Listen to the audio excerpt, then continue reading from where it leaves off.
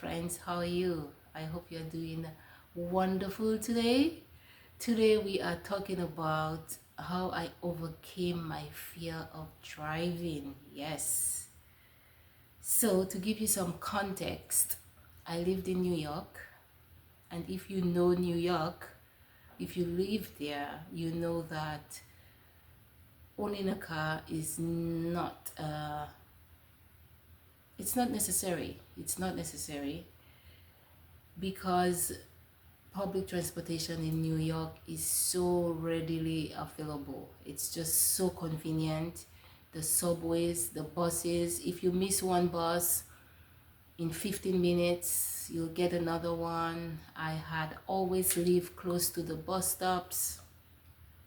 There were times when I lived close to the train station, so I could walk to the train station, and getting to work was never difficult. I just took the train and get off in Manhattan and walk to my place of work. So I never had the need to drive in New York. For me, I saw it as a liability. It was just never something that I ever wanted to do or even contemplated. I remember when I lived there, I had friends who were very open and willing to teach me to drive, but I never took them up on their offer. I never took it seriously because I thought, you know what, I'm always going to be in New York and I will never need to drive. And for me, car ownership I didn't see it as an accomplishment or as, yay, I have a car, I've arrived. I don't care. I just see it as a tool to take me from point A to point B. And at that time, there was no need for that. So, yeah, I never learned, and I thought that was how life was going to be for me. But fast forward, 2021, life decided to take me to Florida. And yes, I had always heard that in Florida, you need a car. You need a car because even getting to the supermarket for a bottle of milk, you have to drive because there is no bodega across the street from your apartment, and you have to drive to get to that next supermarket. And I think that bothered me a bit, the making the decision to move to Florida and not being able to drive really bothered me a bit. So I knew that I would not be able to accomplish that goal at the time that I moved.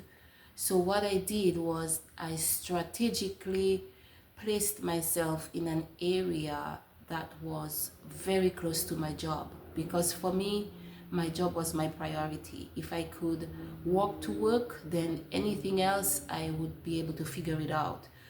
And that's what I did. I got an apartment just right across from my job. I walked to work. I think from door to door it's like 7 minutes. And for groceries, I would use like delivery services like Instacart, or even there are some major supermarkets that deliver, so I use that. And there were times when I would take a shared ride to the supermarket or the shopping center if I want to. I live close to restaurants, so I can walk to the restaurants if I want to go to a restaurant, and I could walk to a coffee shop if I want to go to a coffee shop. And for 4 years, that's what I did. But during those 4 years, I still learned to drive. I took driving classes. Uh, it was not happening. There was too much fear. There was too much tension, and I just thought, you know what? I don't think I can drive. I cannot do it. It's too much. I couldn't figure out how to steer. I just couldn't figure out how to reverse. It was just difficult. But then last year I decided I'm going to do it. And there was someone who said, you know what, I'm going to teach you to drive. Let's do it.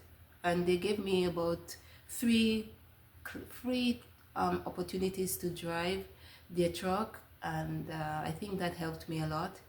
And then I decided, okay, let me enroll one more time with a driving school and let's see if I can do this. And then I did. I got my driver's license. So after that, last year, I decided at about 4 months or 5 months after getting my driver's license, I decided, okay, it's time for a car. I still had to convince myself that maybe I don't need the car because I have already learned how to survive here without a car, but I want the car, because although I was able to survive here for 4 years without the car, my world was very small. My life was very small because I only went just in close proximity of where I live. I never explored further. I never ventured out because, I mean, to venture out every weekend cost, if I have to take shared ride every weekend, it costs. So I never really ventured out. In the summers, it's very, very hot. You can only get out in the morning and, during the day, be inside. So I stayed inside most of the time. But so I convinced myself that I want a car, and I got myself a car. But the struggle after I got the car, there was a lot of mental debate, or just so much back and forth in my head. You've made a mistake. You didn't need the car. You can't drive, and you spend so much money, and now the car is sitting there and you're not driving it. I remember the first week of ownership, I still walked to work. I still took Uber to the supermarket, and the car was sitting in the parking lot, and I just looked at the car, and there was just so much fear because I thought, I can't do it. I'm not able to get into this car, sit in this car by myself and drive. I can't. Then one day I had a conversation with myself and I said, Anisi, you have to drive this car. You have to drive, and you are too hard on yourself. You have to give yourself grace. Be patient with yourself. Don't expect yourself to be able to just get into this car and go for a joy ride across this city. You have to take it slow. You have to microdose the discomfort. So here's what you're going to do. You're going to get into this car, sit in it, take a deep breath, familiarize yourself with the different gadgets, buttons, whatever it is, then turn it on and just sit there. And that's what I did. And the next day I went back and I turned it on and I said, you know what? You live in a small little community. It's a small gated community. You don't have to go on the street. Just drive, make a few wrongs within that community, and just get a feel for driving the car, a feel for turning left and turning right. And that's what I did.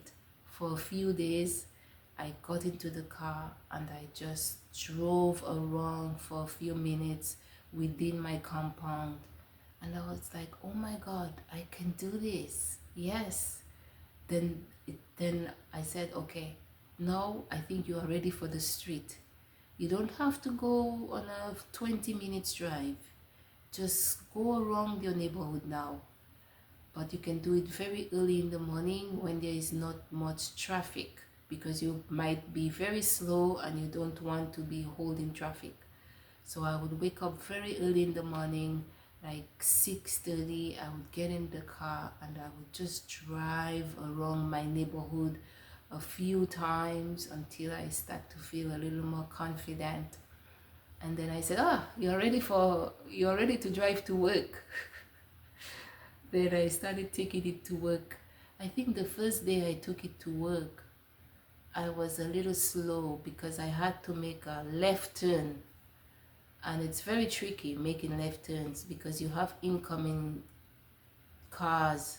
So you have to yield and wait for a very safe time to go.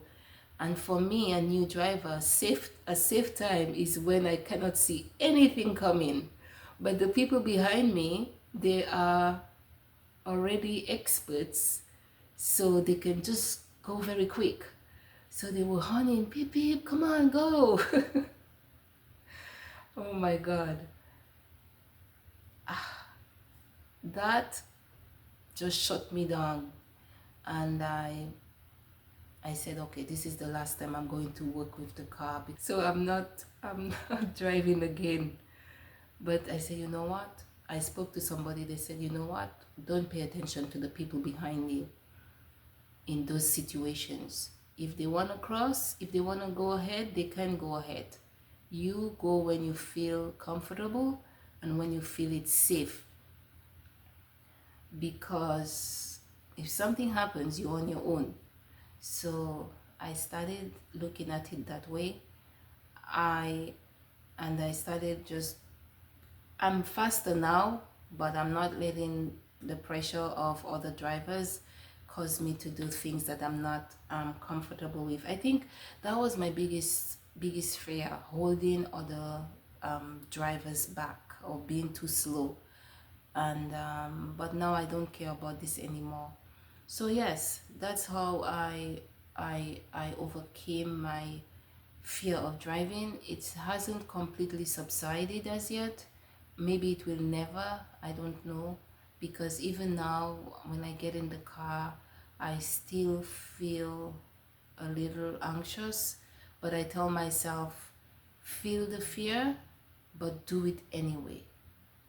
You control the car doesn't control you. You tell it where to go, you tell it what to do. You cannot control anything, you don't know what's going to happen. Then many times I go I go on the road, I go to the supermarket, I go to the car dealership, and when I come back, I'm like, oh my God, I did it. I'm here, I'm back, nothing happened. So just be confident, I would say, and take your time, give yourself grace, microdose the discomfort. Don't don't just go on the highway. Take small steps, like myself, drive in your compound, then go on the street when it's not too busy, then go to work, then go to your supermarket, then go to your coffee shop, then drive to your doctor's office, then drive to your dentist's office. Just go slow, give yourself grace. People tell me, oh, you haven't been on the highway yet, oh, this or that. But I think they are looking at it from their own experience, and because they are very good at it, probably they forgot. Maybe they start driving very young, so the fear wasn't there. But as an older person, it's a little more difficult. So this is how I overcame my fear of driving, by micro dosing the discomfort and taking it step by step and not being hard on myself. I told myself, you don't, there's no need to rush. There's no urgency. If you don't want to drive today, you don't have to drive today. You can still walk to work. You can still order deliveries. You don't have to rush it. We put so much pressure on ourselves. I was putting so much pressure on myself to a point where I almost sold the car. Like 2 weeks ago, I called the dealership. I said, hey, I have a car. It's 6 months old and I am ready to sell it because I do not drive enough. Then I told myself, why don't you drive enough? Is it because you don't need to drive, or is because you are still, building confidence? And the answer was that I'm still building confidence. I'm sure when I am very confident, I'll enjoy the car more. I will drive more. I'll go to the beach. I will explore more. This city that I live in is so huge. There's so much to see. It's so huge. There are so many communities that are being built. I only know where I live, like just within that area, but there's so much more to see. And Florida is a huge state, a beautiful state with so many beautiful cities that you can drive to. I have friends down in Miami, friends in Fort Lauderdale, friends in West Palm Beach, in Orlando. I would love to drive to visit them someday. So I'm excited.